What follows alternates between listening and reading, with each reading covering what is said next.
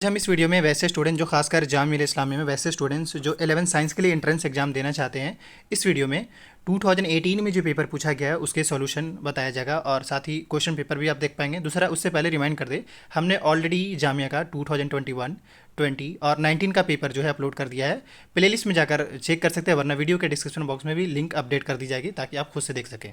इसके अलावा यह है कि स्टूडेंट्स इन्फो के द्वारा ऑनलाइन कोचिंग चलाया जा रहा है खासकर 11 साइंस वाले स्टूडेंट्स के लिए। वीडियो के डिस्क्रिप्शन बॉक्स में कॉन्टैक्ट डिटेल मेंशन है, आप ज्वाइन कर सकते हैं। फैकल्टी जो है वो सभी जामिया से ही रहेंगे। आते हैं अब डायरेक्ट क्वेश्चन पे। देखिए, आपको इस तरीके से दिख रहा है, इसको मैं क्या करता हूँ, सिंपल मैं बड़ा करके आपको ऐसे दिखाता हूँ। आई थिंक आप समझ में आ गए हैं। अब आते हैं डायरेक्ट क्वेश्चन पे। क्वेश्चन पढ़ेंगे और उसके बाद आंसर आपको बताएंगे ताकि आपको माइंड में भी क्वेश्चन पढ़ते पढ़ते आपको याद हो जाएगा। करें, if in covering a distance of 30 kilometre a takes 2 hour, मतलब कोई एक ए नाम का बंदा है वो 2 घंटा लेता है 30 किलोमीटर में, मोर देन बी यानी बी से ज़्यादा। कह रहे if A double he speed, अगर ए अपने स्पीड को डबल कर देता है, he would take 1 hour less than of B to run the same distance. So first का जो करेक्ट आंसर है यहाँ पे दैट इज, फर्स्ट का जो करेक्ट आंसर होगा दैट इज, अगर आप सोल्व कर पाएंगे तो सी होगा। और अब आते हैं क्वेश्चन नंबर 2 पे।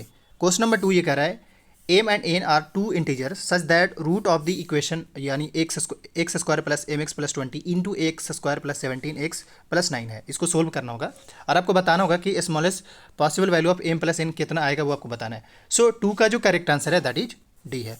अब आते हैं क्वेश्चन नंबर 3 पे। क्वेश्चन नंबर 3 देखेंगे, करें a line make 60 degree with x axis and passes through the point 0.4:3 distance between the point at which it intersect both the axis is, मतलब कौन सा पॉइंट पे अगर जब ये इंटरसेक्ट करेगा तो कितना बनाएगा, क्या बनाएगा वो। तो थर्ड का जो करेक्ट आंसर है दैट इज बी होगा, 6 यूनिट। अब आते हैं क्वेश्चन नंबर 4 पे। क्वेश्चन नंबर 4 करें if the ratio of the 19 terms of the 22 terms of an A P जितना, मतलब दोनों का रेशियो जो है 19 का भी और 22 का भी, देन रेशियो ऑफ इस 7 और 10 का टर्म पूछा जा रहा है। 19 और 20 दिया हुआ है तो आपको एक से सम 7 और 10 का पूछ रहा है। सो 4 का जो करेक्ट आंसर होगा दैट इज बी, 3:4। आते हैं क्वेश्चन नंबर 5 पे। करें if P and Q R the 2 points, यानी 2 पॉइंट है और ये दोनों का कोऑर्डिनेट ये है और रिस्पेक्टिवली। करें if it is given that the P O is equal to 7/3 P X where X lie in this and coordinate of point of X पूछा जा रहा है। सो क्वेश्चन नंबर 5 का पहले 4 ऑप्शन दिखा दे रहे हैं। 5 का जो करेक्ट आंसर है दैट इज सी है। अब आते हैं क्वेश्चन नंबर 6 पे। क्वेश्चन नंबर 6 देख लीजिए, कह रहा है इफ़ पी क्यू आर, मतलब पी क्यू आर एक ट्रायंगल है, राइट एंगल ट्रायंगल है एट पी। सो यानी कि पी है, यानी ऐसे समझिए, और ये इसका जो वैल्यू है यानी ये एंगल जो है वो पी का है। आगे कह रहा है if P S is perpendicular drawn from P on Q R then which of the following is true, इनमें से कौन सही होगा। तो एक बार क्वेश्चन देखिए, 6 का जो करेक्ट आंसर होगा दैट इज ए होगा। अब आते हैं क्वेश्चन नंबर 7 पे। 7 पे करें if sine theta minus cos theta is equal to √3 then tan theta plus cot theta is equal to, 7 का जो करेक्ट आंसर होगा दैट इज सी होगा, -1। आते हैं क्वेश्चन नंबर यहाँ पे 8 पे। सो यहाँ से क्वेश्चन नंबर 8 पे चलते हैं। क्वेश्चन नंबर 8 देख ली, करा the angle of elevation of cloud from a point 20 metre above lake is 30 degree and angle of depression of the reflection of sound in the lake is 60 metre. Height of, मतलब height पूछा, height and distance का question है ये। अगर इसमें देखेंगे तो आपको 10th अगर अच्छे से पढ़ के दबा के बिल्कुल पढ़ के जाते हैं तो आपको आराम से होने के चांसेस है, बट आपको अच्छे से पढ़ के जाना होगा। मतलब अगर 9th नहीं पढ़ते हैं तो 10th आपको बवाल तरीके से पढ़ना होगा। 8 का जो करेक्ट आंसर है दैट इज बी है। अब आते हैं क्वेश्चन नंबर 9 पे। 9 का कह रहा है value of N for which of which the expression, ये एक्सप्रेशन है, और बिकम परफेक्ट स्क्वायर होगा नहीं, वो आपसे पूछा जा रहा है। 9 का जो करेक्ट आंसर है दैट इज डी होगा। अब आते हैं क्वेश्चन नंबर 10 पे। ये रहा, a circle is inscribe in a trapezoid P Q R S if P S बराबर क्यू आर, मतलब ये इक्वल है और पी क्यू और क्यू आर का जो वैल्यू है वो सेम है और पी क्यू जो है 18 है एंड एस आर जो है वो इतना है। Then the length of diameter of the circle, मतलब सर्कल जो है ये इसके डायमीटर आपसे पूछा जा रहा है। सो 10 का जो करेक्ट आंसर है दैट इज बी होगा। अब आते हैं क्वेश्चन नंबर, यहाँ से देखिए, मतलब 10 के बाद से जो आपका इंग्लिश से पूछा जाए और ये आपके पैसेजेज है, आप एक बार पढ़ते जाइएगा। ये रहा यहाँ से, ये पहला, अब इसी मतलब पैसेज काफ़ी शॉर्ट है, अगर आप देखेंगे तो पैसेज काफ़ी थोड़ा शॉर्ट है, बट यहाँ से 20 तक जो क्वेश्चन है वो इसी का ही है। सबसे पहला क्वेश्चन देख लीजिए, कह रहा है why is it that science can not express friendship with a formula, मतलब साइंस क्यों नहीं एक फार्मूला रिप्रेजेंट करता है फ्रेंडशिप के मामले में।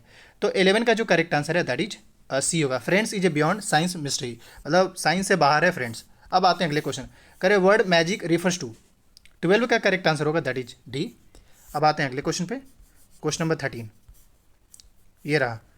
और क्वेश्चन नंबर 13 हम सबसे पहले स्टार्ट करते हैं। देख ली, कह रहा है which of the following are beyond science reach, मतलब साइंस के रीच से क्या क्या बाहर है वो आपसे पूछा जा रहा है। 13 का करेक्ट आंसर होगा that is A love and love, sorry laughter and pain and loneliness. अब आते हैं अगले क्वेश्चन पे। कह रहे the verb flock refers to, 14 का करेक्ट आंसर यहाँ पे दैट इज बी होगा, लोकल पीपल। अब आते हैं क्वेश्चन नंबर 15 पे। करें fill in the blanks with appropriate conjunction. करें not only dash his father was also present. 15 का करेक्ट आंसर होगा दैट इज बी। आते हैं क्वेश्चन नंबर 16 पे। 16 करें fill in the blanks with suitable form of verbs given in the brackets. करें we shall go out as soon as you dash ready. तो आपको इसका सेंटेंस कंप्लीट करना है। 16 का करेक्ट आंसर होगा दैट इज ए होगा। अब आते हैं क्वेश्चन नंबर 17 पे। Which of the following is synonym of habitat, मतलब हैबिटेट का आपको सिनोनिम बताना है। 17 का करेक्ट आंसर होगा यहाँ पे ए। अब आते हैं क्वेश्चन नंबर 18 पे। कर the author of a given passage is, 18 का करेक्ट आंसर होगा यहाँ पे बी, प्ले राइट। अब आते हैं क्वेश्चन नंबर 19 पे। कर according to the given passage, मतलब जो एबव आपने पैसेज अभी पढ़ा जो मैंने आपको पहले दिखाया, व्हाट हैज़ ग्रोन डिस्टेंट। 19 का करेक्ट आंसर होगा यहाँ पे D, science and human condition. और अब आते हैं क्वेश्चन नंबर 20 पे। क्वेश्चन नंबर 20 कह रहा है द वर्ड इमिनेंट मीन्स, मतलब इमिनेंट का मतलब क्या होता है वो आपसे पूछा जा रहा है। तो 20 का जो करेक्ट आंसर होगा दैट इज सी, इमिनेंट, मतलब ई हट के यहाँ एक्चुअल में ये होगा। अब आते हैं क्वेश्चन नंबर यहाँ से देख कर रहा है 21 से 24 कह रहा है आपको स्पेसिफाइड टाइप्स ऑफ सेंटेंस आपको नोटिस करना है किस टाइप का सेंटेंस है। कह रहा है India is sovereign secular socialist democratic Republic, ये किस टाइप का सेंटेंस है वो आपसे पूछा जा रहा है। करेक्ट आंसर इसका होगा that is B, exclamatory sentence. अब आते हैं क्वेश्चन नंबर 22 पे। यहाँ से अगला क्वेश्चन कर रहे हैं get out of this room, मतलब रूम से बाहर जाओ, इस तरीके से। तो ये किस टाइप का सेंटेंस है वो 22 का जो करेक्ट आंसर होगा इंपेरेटिव सेंटेंस होगा। अगला क्वेश्चन कर रहा है shall we go out for a walk. 23 का करेक्ट आंसर होगा that is C, interrogative sentence. अगला क्वेश्चन कर रहे हैं व्हाट अ लवली रोज आई। 24 का करेक्ट आंसर होगा that is D, optative sentence, मतलब ये ऑप्टेटिव सेंटेंस है। अब आगे देखिए कह रहे हैं यहाँ पे how can you improve the underline part of the following sentence. 25 से 28 तक जो क्वेश्चन है आपको अंडरलाइन किया हुआ पे आपको बताना है कि क्या अंडरलाइन जो किया हुआ सेंटेंस मतलब वर्ड है वो उसका एक्चुअल में क्या होगा, मतलब वो गलत है कहीं ना कहीं और उसको आपको सही बताना है। तो 25 कह रहे हैं what happened to all those traveller on the ship was not known. अब ये जो लाइन क्या हुआ है आपको बताना है कि इसका एक्चुअल क्या हो सकता है, मतलब एक्चुअल में हम कैसे लिख सकते हैं वो। तो 25 का करेक्ट आंसर होगा that is A, what happened to, यानी कि दोनों का तो सेम ही था, कोई फ़र्क था नहीं। अब आते हैं क्वेश्चन नंबर इस पे स्टूडेंट्स पे। I have been telling her that she better consulted a good doctor. 26 का करेक्ट आंसर होगा बी, कंसल्टिंग, यानी यहाँ पे कंसल्टेड नहीं हो बल्कि कंसल्टिंग होगा।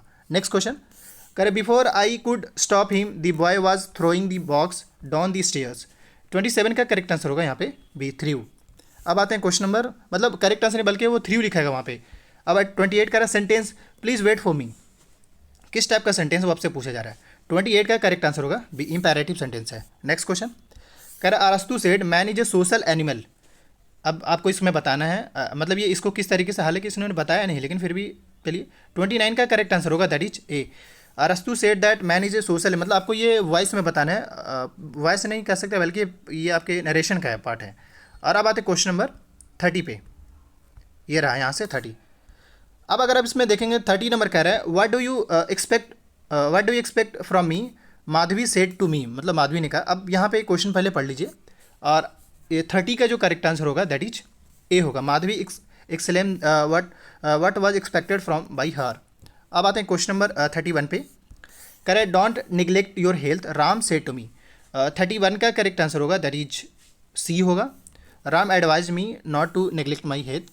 अब आते हैं क्वेश्चन नंबर, यहाँ पे कह रहे देखिए स्पेसिफाई टेंसेस क्वेश्चन आपको नंबर बताना है। अब यहाँ पे किस टाइप का सेंटेंस है मतलब वो आपसे पूछा जा रहा है। कह रहे the engineers have built a marvellous bridge.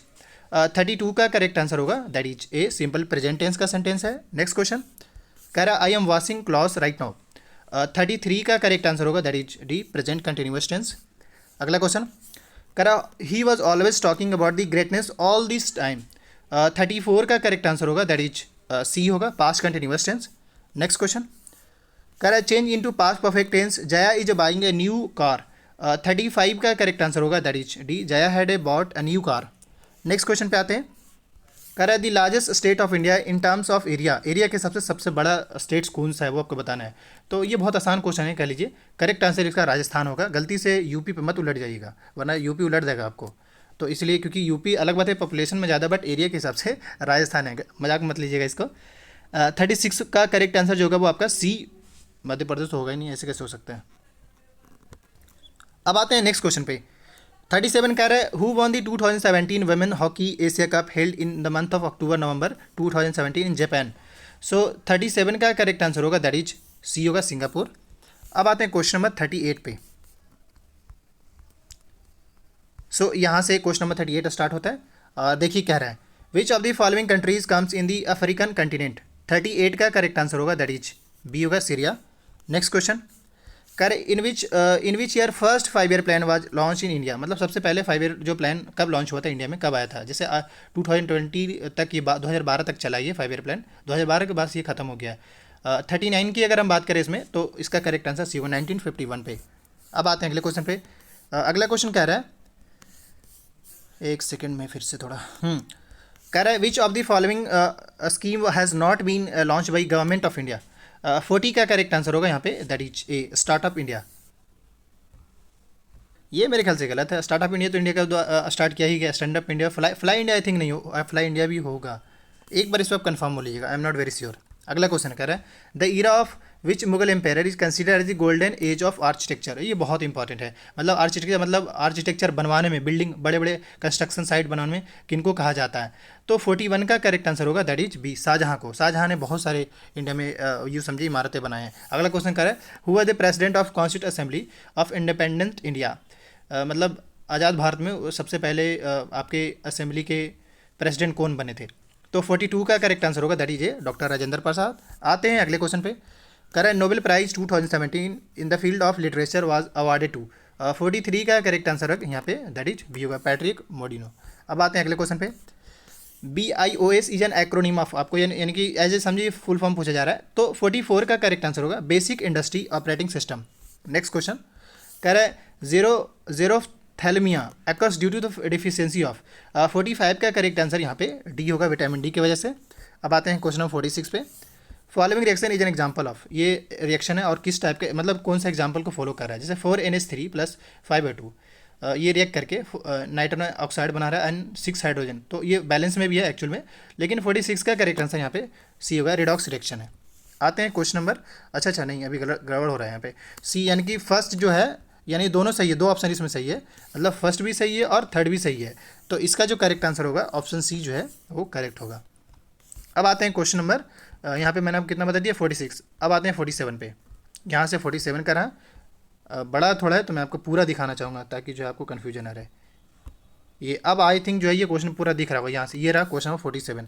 देखिए कह रहा है 3 बीकर हैं, ABC से नाम मेंशन है और 25 ml वाटर में है। A small amount of sodium hydroxide है एंड एनीहाइड्रस, और CuSO4 भी इसमें NaCl भी है और ABC तीनों में। और कर it was the observe that increase. तो इसका जो करेक्ट आंसर डायरेक्ट, अब काफ़ी थोड़ा पढ़ने में भी टाइम लगेगा, बट इसका जो करेक्ट आंसर है दैट इज डी है, यानी सेकंड और थर्ड जो वो करेक्ट है। इसमें से सेकंड और थर्ड जो है करेक्ट है, मतलब डी जो इसमें ऑप्शन है डी ये करेक्ट है। अब आते हैं क्वेश्चन नंबर 48 पे।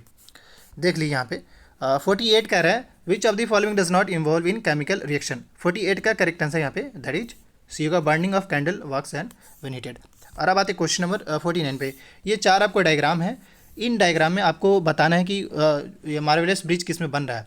तो 49 का करेक्ट आंसर होगा यहाँ पे बी, फर्स्ट जो है वो करेक्ट है। सही से जूम करके कल बल्कि मैं आपको क्लियरली दिखा रहा हूँ, देख लीजिए क्या क्या है।